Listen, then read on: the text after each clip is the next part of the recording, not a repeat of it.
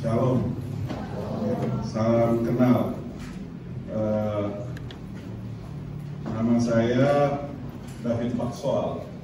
Kalau melihat mukanya mungkin agak bingung, kayak ini apa sih, jenis manusia apa ini?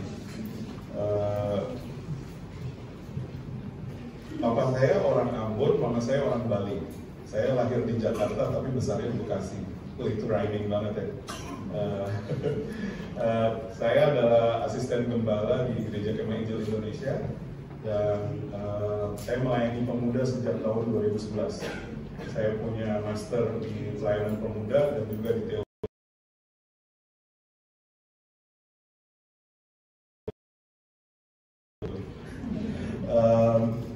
Saya datang dengan istri saya, ini Tania. Jadi senang sekali bisa hadir di sini, dapat undangan waktu itu dari Gigi Hadi ya. Dan kemudian sekarang menjalin hubungan baru dengan Gigi Yugo. Jadi kalau teman-teman Bapak Ibu mau panggil saya, panggilnya aja David aja, gak usah panggil yang ini. Saya biasanya agak-agak canggung gitu kalau dipanggil Pak gitu. Kalau di pemuda saya manggil Om itu saya colok hidungnya, jadi bisa panggil Bang, panggil Ko, panggil Kak, whatever, selama itu bukan Om, meskipun jenggotnya udah mulai memutih. Saya menolak tua. So, firman Tuhan yang kita mau bahas ini di anniversary yang ke-13 dari That's okay, itu bagian dari supaya kalau ada kayak gitu biasanya perhatian lebih. Progressive worship, youth progressive worship, ulang tahun yang ke-13. Dan pilihannya adalah membaca tentang, kita membahas tentang Inside Out. Itu kayak film ya, ada yang pernah nonton filmnya? Nonton filmnya, it's a very good movie. Ada yang pertama dan ada yang kedua, dan itu bicara tentang emosi yang kalau di pemuda kita belajar untuk mengekspresikan emosi karena menekan itu gak bagus. S1 saya di psikologi, so jadi keren banget lah pokoknya. Tapi kita nggak bicara tentang saya, kita mau bicara tentang inside out, tentang sesuatu hal yang menjadi permasalahan.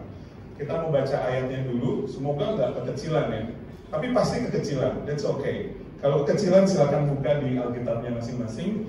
Yehezkiel 36 ayat 26. Kamu akan kuberikan hati yang baru dan roh yang baru di dalam batinmu, dan aku akan menjauhkan dari tubuhmu hati yang keras, dan akan kuberikan kepadamu hati yang taat. Oke, saya punya hook. Perhatikan ini. Bisa ditekan nggak? Tolong ditekan dari belakang supaya main. Ini Olimpiade.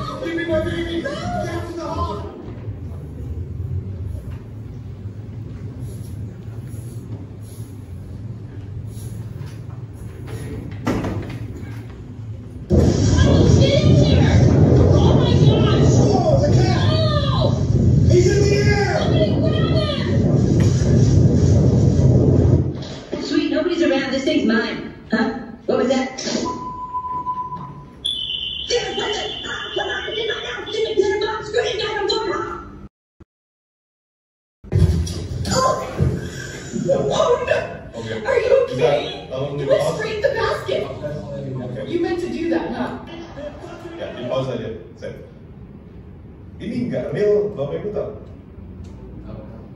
Ada yang ngira real ya? Ini fake. Kalau ada yang lihat itu Sora.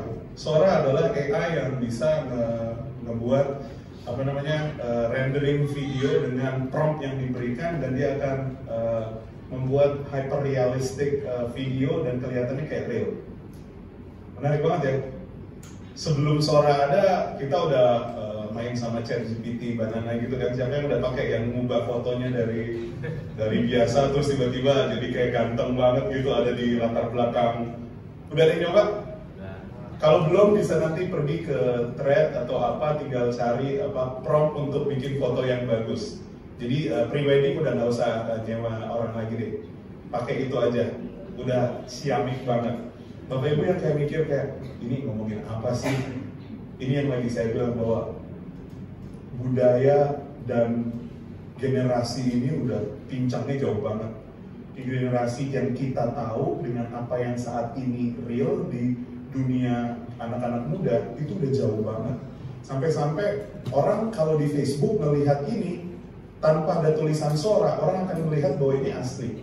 Tetapi bukankah ini jadi sesuatu hal yang jadi sesuatu yang biasa aja ya sekarang? Kita sengaja untuk menampilkan kemudian foto-foto yang sekarang banyak banget tuh kalau punya temen yang Facebook Pro, yang tiba-tiba fotonya adalah foto palsu yang dipasang, yaitu hasil dari renderingan dari aplikasi mana, padahal bukan dia lagi kemana, tapi fotonya foto mukanya dia. Kadang-kadang mukanya mirip kayak orang lain, agak mirip-mirip dikit tapi kayak dipaksain gitu. Itu pakai AI. Dan bagi kita udah nggak kenapa-napa lagi. Kita nggak berpikir bahwa itu sesuatu hal yang fake, sesuatu yang aneh atau sesuatu yang palsu. Karena bagi kita yang paling utama adalah engagement. Ini bahasa generasi, engagement di sosial media, yaitu ketika foto kita, video kita itu akan di like, di komen, atau di share. Nomor satu adalah views atau likes. Ngomongin kebenaran nomor dua lah. Yang penting adalah gimana caranya kita bisa menangkap atensi atau perhatian orang-orang yang sebenarnya lagi nggak terlalu merhatiin kita. Tiap hari kalau kita mulai buka sosial media kita akan merasa kesepian karena kok engagementnya sedikit banget. Semakin sedikit, semakin kita akan coba untuk recreating lagi sesuatu yang baru dan berpikir bahwa kalau kita bisa, if only saya ciptakan sesuatu yang lebih interesting, even though itu fake, itu akan menarik audience untuk berinteraksi dengan saya. Karena hidup itu hampa, tanpa ada yang komen, tanpa ada yang like. Dulu kita ngomongin kayak gini, kayak sesuatu ini, apaan sih, lo shallow banget, kayak kok gak deep banget sih orangnya. Tapi lama-lama ini jadi sesuatu yang real. Kita bahkan mau usianya sampai berapapun, kita benar-benar nyari engagement di sosial media. Sehingga kita menciptakan sesuatu bagian luar atau outside appearance yang kelihatan dari orang adalah bagian yang luar biasa, interesting, menarik dan segala macam. Kita jadi kayak art curator. Curator adalah orang-orang yang memilih art yang paling bagus dan ditampilkan. Demikian juga kita. Kalau semakin muda anak-anaknya, semakin akan melihat bahwa Instagramnya, karena post itu bukanlah untuk ditaruh sehari-hari, bukan untuk di-post. Sementara hari-hari itu harus di-story karena itu akan hilang dan semua akan lupakan karena itu nggak menarik. Hanya yang very very important aja yang kita taruh di post, seperti gambar yang luar biasa, ketemu orang yang paling keren, liburan ke tempat yang paling wah, foto paling estetik. Other than that, kita nggak terima ketidaksempurnaan dalam hidup ini. So kita jadi orang-orang yang terbiasa untuk menunjukkan suatu persona. Kalau di psikologi kita mengenal ini yang namanya fenomena behavior iceberg, di mana permukaan itu menunjukkan sisi-sisi luar, sementara itu cuma 10% dari our being, yaitu kehidupan kita, yang 90%-nya itu sebenarnya ada di dalam. Apa yang kita tampilkan, cara berpakaian kita, cara kita berbicara, senyuman, pelayanan kita, itu hanyalah 10%. Sementara 90%-nya itu di dalam itu bisa jadi adalah Brokenness adalah istilah yang ngomongin tentang kerusakan kita. Ada insecurity kita. Kita pakai baju yang bagus, penampilan bagus, karena takut kelihatan bahwa gendut. So we try to cover up all the things. Kita pakai segala macam make up karena kita tahu bahwa muka kita mungkin tidak sesempurna itu. Kita berusaha jadi lucu supaya insecurity kita ditolak, akan hilang. Sebenarnya apa yang ada di luar sana merupakan isi dari pergumulan yang begitu mendalam. Dan seringkali sayangnya hal yang di dalam itu isinya ketakutan. Takut nanti nggak cukup baik, takut nanti performance-nya kalau di pelayanan nggak cukup acceptable, takut nanti salah lirik. Kita penuh dengan ketakutan karena di budaya kita, ini budaya timur, kita adalah budaya honor shame, budaya malu dan hormat. Dimana waktu kita bikin kesalahan, bukan kesalahan itu yang memalukan. Waktu kita bikin kesalahan, saya adalah kesalahan itu. It's much deeper dari cuma bilang bahwa, saya tadi salah ngomong. Bukan. Salah ngomong itu menunjukkan bahwa saya adalah orang yang gak tahu diri. Sehingga rasa malu itu jadi sesuatu yang begitu mendalam, yang membuat kita semakin berusaha untuk menunjukkan hal-hal yang berbeda di luarnya. Semakin hancur, semakin luarnya kelihatan very nice, very good. But it's so different. Terus, emang masalahnya apa? The problem with this is, ketika kita semakin terus-menerus bercokol dengan perasaan-perasaan insecurity, brokenness dan segala macam, kita mulai menjadi berhala bagi diri kita sendiri. All we care about, yang paling kita pikirkan adalah bagaimana saya bisa diterima, bagaimana saya bisa dihormati, bagaimana segala sesuatu yang saya katakan itu bisa dianggap terhormat. Kita mungkin nggak menyembah patung, karena zaman sekarang ngapain lagi nyembah patung. Kita nggak punya berhala, tapi di dalam batin kita ada satu hal yang kita sembah, ada satu hal yang menjadi satu pusat kebahagiaan dan jadi satu pusat yang mengarahkan kehidupan kita, yaitu diri kita sendiri. Kita nggak lagi ikut-ikut kayak Alkitab, nggak terlalu relevan atau ngomongin perjanjian lama. Nyembah patung lah, ngapain nyembah patung? Kita nggak nyembah patung kok. But we worship ourselves. Nah, masalah ini ternyata bukanlah masalah yang baru saja terjadi. Maksudnya bukan masalah yang new. Tapi ini adalah masalah yang sebenarnya sudah lama terjadi. Kalau kita baca, kita lihat latar belakang dari kitab Yehezkiel. Yehezkiel ini merupakan seorang imam yang baru ulang tahun ke-30. Sayangnya ulang tahun ke-30-nya dirayakan di Babel. Why is that sayang? Karena seharusnya dia di usia ke-30 dia udah dikasih jabatan imam di Bait Suci.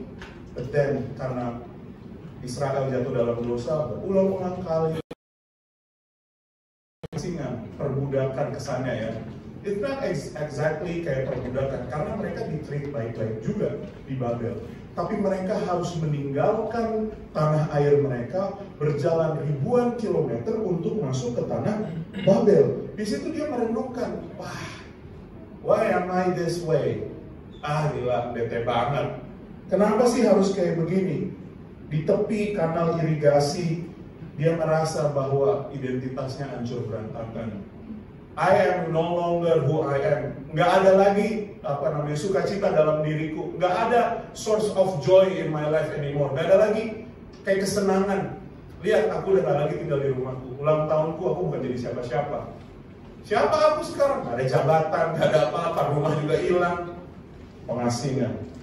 Di dalam kondisi itu tiba-tiba Tuhan menampakkan dirinya dalam suatu penglihatan kepada Yehezkiel, dan kalau mau baca silakan baca di kitabnya di awal-awal.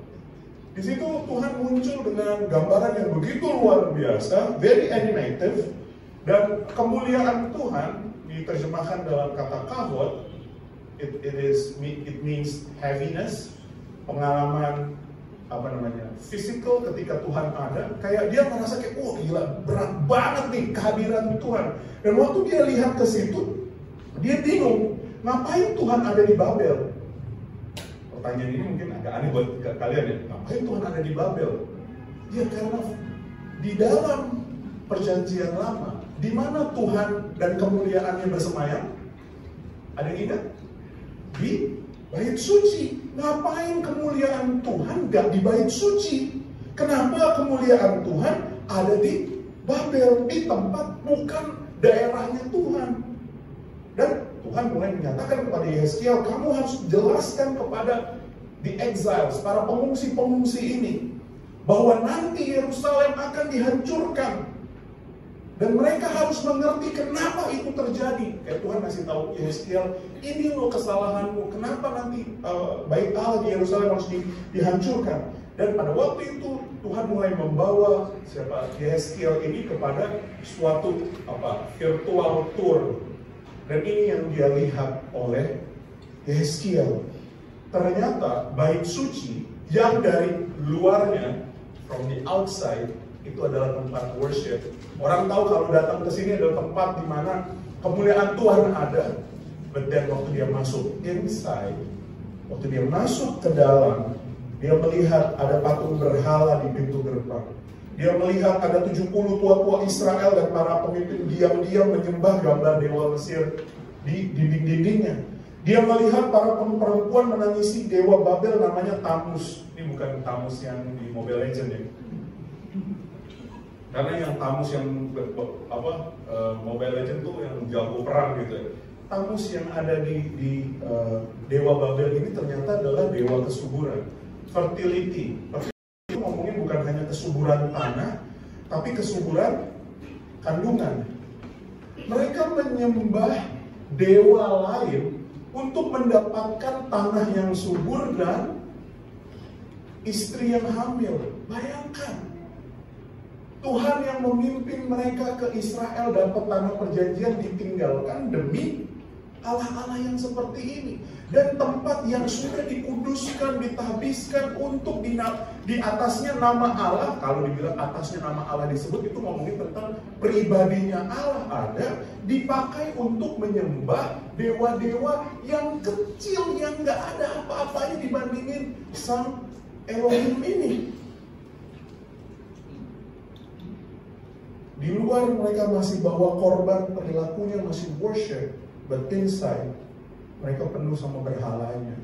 Mereka seperti punya kayak keinginan-keinginan yang hendak dipenuhi oleh dewa-dewanya. Jadi worshiping ke dewa-dewa ini sebenarnya bukan bikin dewa ini jadi Tuhan ya, tapi Tuhannya adalah diri mereka sendiri. Mereka membuat dewa-dewa ini memberikan persembahan, mereka takluk kepada dewa ini supaya dewa-dewa ini ngejawab semua kebutuhan-kebutuhan mereka, their insecurity, brokenness mereka. Sehingga masalah ini Tuhan bilang sebagai kondisi hati yang keras, hati yang penuh dengan idolatry, penyembahan berhala, yang memusatkan dirinya hanya kepada dirinya sendiri, yang cuma mikirin apa yang dia mau. Ini kan kayak narcissistic behavior gak sih? Tapi gak ada dari kita yang akan bilang kita narsis, bukan? Karena ini apaan, itu mah gak bagus banget.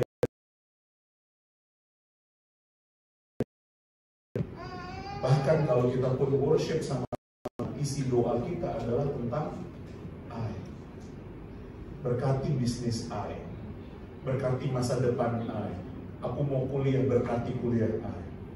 Berkati segala macam yang ada hubungannya sama I supaya I berhasil. Semakin I berhasil baru I kasih perpuluhan buat you. Bener gak? So Tuhan jadi kayak dewa kecil yang diperalat.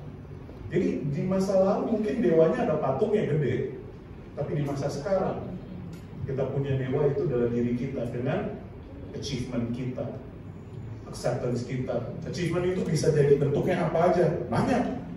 Mau minta nilai yang tinggi, IPK yang tinggi, karir yang tinggi, gaji yang tinggi, perekonomian yang lagi kayak begini. Idolatry, penyembahan berhala akan likes, followers, ketenaran, fame, basically. Di Di relationship, kita mau supaya kita punya apa tuh? Punya pacar yang luar biasa. Padahal at the end it's not about punya pacar, it's about ada orang yang nyayangin saya. So meskipun kita minta pacar, sebenarnya saya lah pusatnya. Tapi beberapa hal ini jadi kayak indikator-indikator yang dipakai untuk bisa merefleksikan sebenarnya apa sih berhala kita. Dan kalau kita nggak dapetin apa yang kita minta, kita lari ke addiction, pornografi. Sekarang katanya umur 13 tahun sudah terpapar pornografi. Mungkin bukan anak yang nyari pornografi, tapi teman-temannya yang membawakannya. Sehingga once sudah sekali kena, biasanya akan berulang-ulang. Adiksinya bukanlah kejahatannya. Banyak orang suka tengking addiction-nya.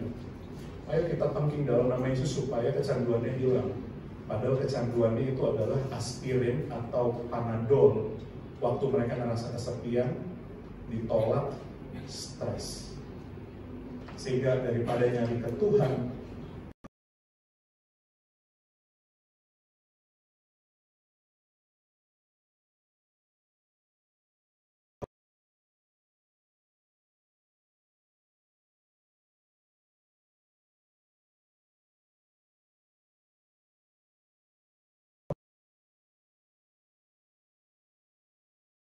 jadi ketika bangsa Israel punya hati yang keras dan penuh dengan penyembahan berhala, it's game over. Karena Yeskel melihat ada gambar tadi kemuliaan Tuhan meninggalkan bait Allah.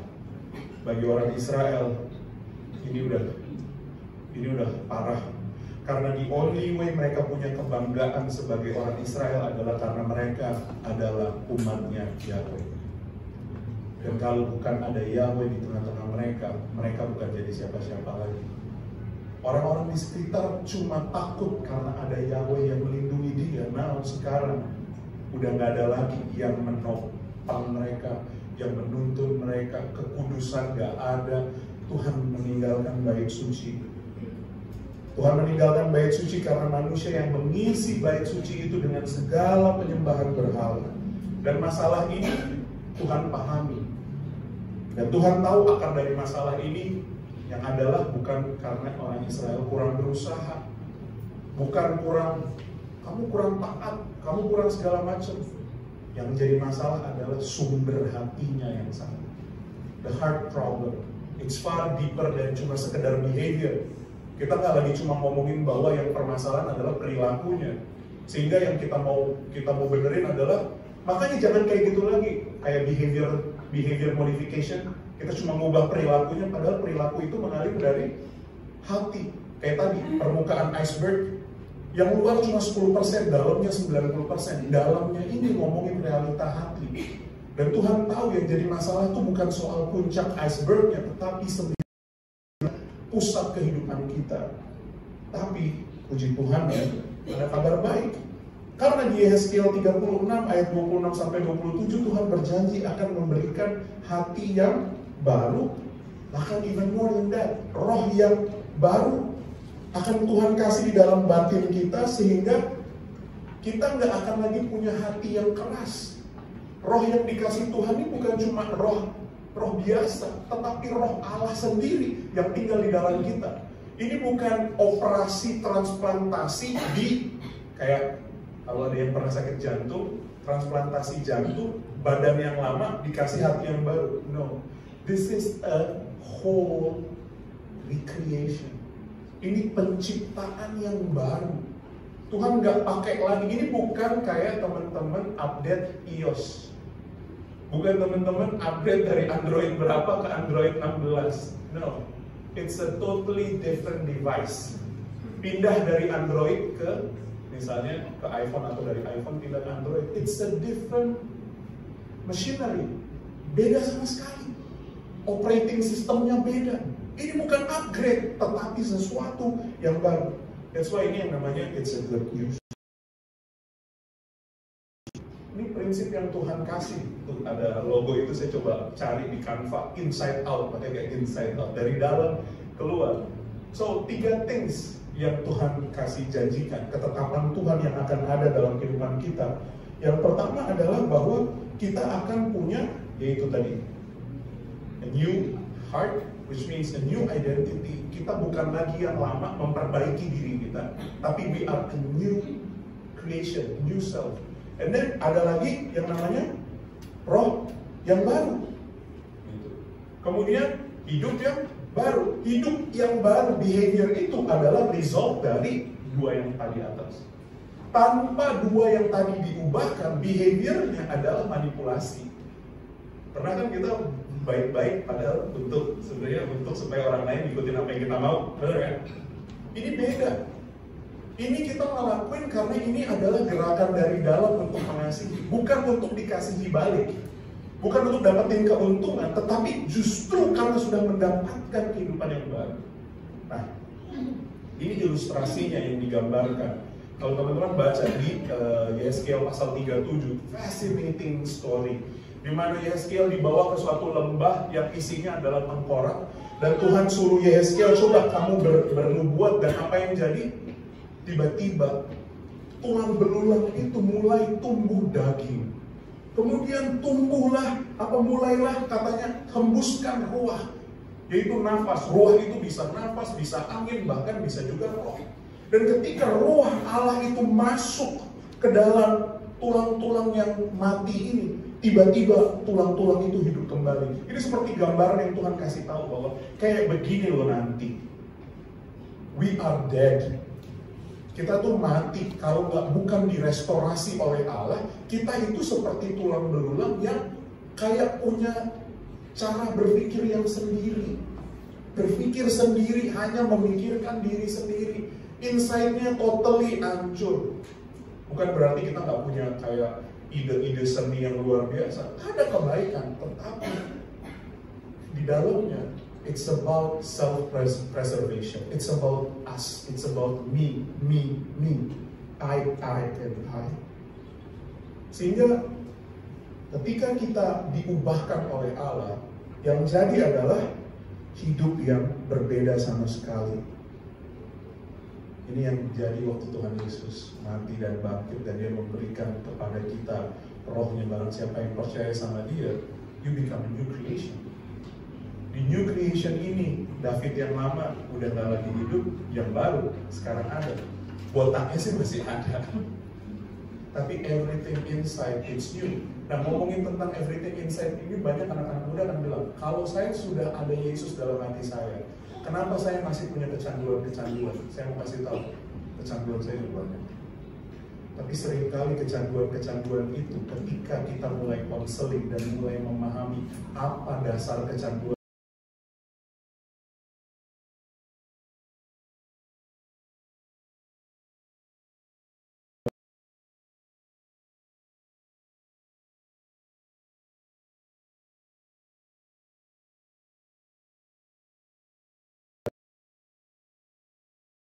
Bahwa orang-orang yang gak sempurna yang dipakai sama Tuhan, Musa gak bisa ngomong, dipakai sama Tuhan.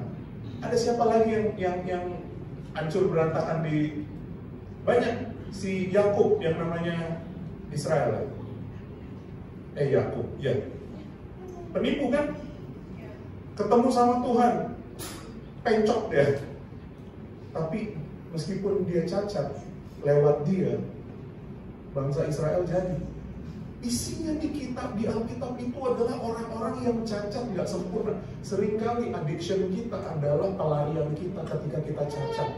Dan kita berpikir waktu kita cacat, Tuhan harusnya sembuhin, kalau Tuhan nggak sembuhin, tandanya hidup baru aku nggak berubah. No, karena justru di dalam ketidaksempurnaanmu, kamu akan menemukan kuasa Tuhan sempurna. Kalau dalam hidup yang baru kita masih menemukan ada kecacatan, itu adalah kesempatan menemukan pengudusan Tuhan lewat kehadiran Sang Immanuel yang gak pernah ninggalin kita. Sehingga ini jadi suatu hope yang berubah. Bukan lagi manusia yang lama, manusia yang baru, yang diisi oleh Roh Allah. Sekarang, aplikasinya sekarang kita mau cek kehidupan kita. Kalau di sini aplikasinya cek pelayanan, you can also check your life. Tentang kayak kita mau ngecek evaluasi. Akan jadi sangat-sangat berat. Karena kita nggak pernah didesain Allah untuk menanggung hidup ini sendiri. Dia sengaja bikin kita itu nggak sesempurna itu, supaya lewat kuasanya kita bisa bergantung sama Dia. It's supposed to be dependent, kondisi depending sama Tuhan. Sehingga hasilnya apa? Burnout, beban, hitung-hitungan. So, start, kayak Bapak Ibu teman-teman mulai cek deh. Tapi gak enak ngomongnya. Yes, that's why hidup berkeluarga seringkali bikin kita makin lama makin mati. Mati bagi diri, tapi hidup bagi Kristus. Yang nggak mati sama pasangan, dimatiin sama anak. Dia bilang, makan mati terus. Udah sama mamamu, udah mati begini, sekarang sama kamu, nak, kayak aku nggak bisa lagi tinggal di rumah ini. Emang nggak bakalan bisa hidup berkeluarga dengan kekuatan sendiri. You supposed to hang on Jesus. Nggak bisa. Terusin aja, bakalan kita depresan terus itu. Karena stres, we cannot control life. Untuk hidup inside out, you already have Tuhan Yesus yang udah mengubah hidupmu, punya karya yang memberikan hati dan roh yang baru, dan di dalam hidupmu sekarang ada Roh Kudus yang dari sebelum dunia ini jadikan rindu memenuhi setiap kita. Rindu untuk bilang bahwa aku akan temani kamu dan gak akan tinggalin kamu selama-lamanya. Aku akan penuhi kamu. Aku akan kasih kamu pengertian. Aku akan bikin kau ngerti kemana kau harus hidup. Dari awal Roh Kudus udah mimpiin kita dan mau tinggal bareng sama kita. So, kita mau ngapain sekarang? Other than itu berserah. So, the real output, either pelayanan ataupun kehidupan, bukanlah soal seberapa sibuk kita dalam kehidupan atau dalam pelayanan, tetapi bagaimana sumber itu mengalir dari mana itu. So, tantangannya atau the question is yang perlu kita tanya sekarang. Selama ini sumber kekuatanku dan motivasiku mengalir dari siapa sih? Dari diriku sendiri atau dari Tuhan? Kadang motivasinya baik, tapi kan ini untuk anakku, tapi kan ini untuk istriku, ini untuk suamiku. Gak ada sumber motivasi yang lebih kuat. Dan bukan cuma sumber motivasi, tapi sumber kekuatan itu sendiri selain dari Tuhan. Karena kalau enggak, nanti kita akan bermasalah sama Dia. Karena kita bilang, aku udah memberikan segalanya, tapi aku nggak dapetin apa-apa. Burn out, stress, and all the things yang kita udah alami. So, at the end, how do we live this life? Yang pertama adalah, kalau Bapak Ibu teman-teman sekarang ngerasain kok kayaknya hidupku lagi hancur berantakan ya. Right now, stop berusaha untuk modify your behavior dan mulai lihat lebih ke kedalamannya. Jangan cuma ngeliatin kenapa sih aku bangun telat mulu, kenapa sih aku kalau ngomong kasar terus. Nggak usah perhatiin yang itunya dulu. Mari ngomong, lihat lebih ke dalamnya dulu. Lihat inside kita. Apa yang perlu dipulihkan? Apakah ada sisi-sisi yang dimana kita perlu habiskan waktu lebih banyak sama Tuhan sehingga kita bisa hidup dengan damai sejahtera? Saya beberapa waktu terakhir ini baru mulai menerapkan di disiplin rohani saya. Sebelum saya baca Alkitab, saya berdiam diri sekitar 2-3-4 menit sebelum baca firman Tuhan, berdoa, habis itu diam lagi 2-3-4 menit. Tahu nggak, waktu diam apa yang muncul di otak saya? Awal-awal kan pikirnya Tuhan ya, kira Tuhan langsung ngomong gitu ya. Itu pemikiran awal. Semakin saya diam, semakin saya bisa lihat, oh ternyata aku penuh sama stres. Oh ternyata aku punya kekhawatiran. Tadi pagi lagi diam begini, yang saya pikirin, aduh nanti mau khotbah nih di GKJ Sultan. Orang-orang bakalan ngomong apa ini? Aduh di khotbahnya udah siap apa belum? Semua ketakutan muncul. Dan waktu ketakutan muncul, jangan panik. Kasih Tuhan aja bilang, Tuhan lihat nih, aku lagi stres. Bawa ke Tuhan. Terus nanti mungkin tiba lagi menclok ke yang lain, mikirin yang lain. Aduh hari ini harus ngapain nih orang ini? Tadi aku udah tanya, dia belum jawab. Nanti gimana nih? Jawabannya akan gimana? Tuhan, aku lagi khawatirin itu, serahin sama Tuhan. We need to take our time kayak slowly, dan izinkan Tuhan yang untuk terus melawat kita. Kita nggak hidup sendiri kok. Ada Tuhan yang hadir dalam hidup kita. Mulai akui brokenness kita. Waktu lagi berdiam diri, kalau ada muncul kepanikan, serahin balik sama Tuhan. Dan mulai terimalah karya Yesus yang sudah memberikan hati dan roh yang baru. Meskipun kita nggak ngerasain, tapi ini faktanya. Ini faktanya. Allah telah memberikan roh yang baru, hati yang baru. If only you believe. That's it. Terimalah. Dan yang ketiga, teruslah terhubung sama Roh Kudus. Saya di pemuda saya suka ajarin, ayo doanya kayak gini, datanglah Roh Kudus. Bukan minta kayak datanglah Roh Kudus kayak kita manggil orang datang sini, panggil istri saya sini, Tania. Karena Roh Kudus nggak lagi di sana dan saya di sini. Waktu saya lagi ngomong datanglah Roh Kudus, saya lagi ngomong ke diri saya sendiri. Sekarang saatnya buka hati karena Roh Kudus lagi mau bicara sesuatu. Jadi praktekkan ini. Akui kebrokenness kita, kemudian percaya bahwa Yesus sudah lakukan sesuatu, dan terhubunglah sama Roh Kudus untuk minta Tuhan penuhi saya, pimpin saya kembalikan kepada Tuhan segala ketakutan, segala kecemasan, segala sesuatu yang saat ini lagi membuat saya jadi obsesif, dan serahin itu sama Tuhan. Mari kita berdoa. Ya Tuhan, kami mengucap syukur untuk karya yang begitu besar yang Kau sudah lakukan, yang membuat hidup